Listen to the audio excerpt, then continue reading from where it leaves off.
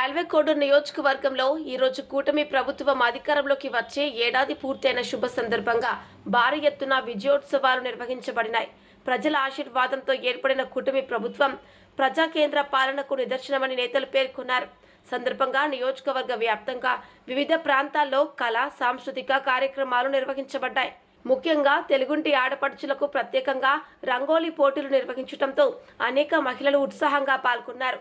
సాంప్రదాయాన్ని గుర్తు చేసే ఈ పోటీల ద్వారా మహిళల్లో సృజనాత్మకతకు వేదిక కల్పించడమే కాక వారి ప్రతిభను ప్రోత్సహించడం ఈ కార్యక్రమానికి ప్రధాన ఉద్దేశమని నిర్వాహకులు తెలిపారు. ప్రభుత్వ విప్ రైల్వే కోడూరు ఎమ్మెల్యే అరవ శ్రీధర్ మహిళల రంగోలీ పోటీలను కోడూరు జనసేన పార్టీ ఆఫీస్ నందు ప్రారంభించి విజేతలకు బహుమతులు అందజేశారు. సందర్భంగా ఆయన మాట్లాడుతూ ప్రజలు ఇచ్చిన తీర్పు ద్వారా ఏర్పడిన ఈ కూటమి ప్రభుత్వం ప్రతి ఒక్కరికి అనుభూతి చెందేలా సంక్షేమ పాలన అందిస్తోంది. మహిళల భాగస్వామ్యమే ఏ ఉద్యమానికైనా శక్తిని అందిస్తుంది. అలాంటి వారి ప్రతిభను గుర్తించి ఈ రంగోలీ పోటీలు నిర్వహించామని పేర్కొన్నారు.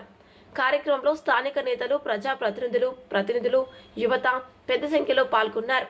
ప్రజల మద్దతుతో మరిన్ని సంక్షేమ కార్యక్రమాలు అమలు చేస్తామని అరవ శ్రీధర్ హామీ ఇచ్చారు.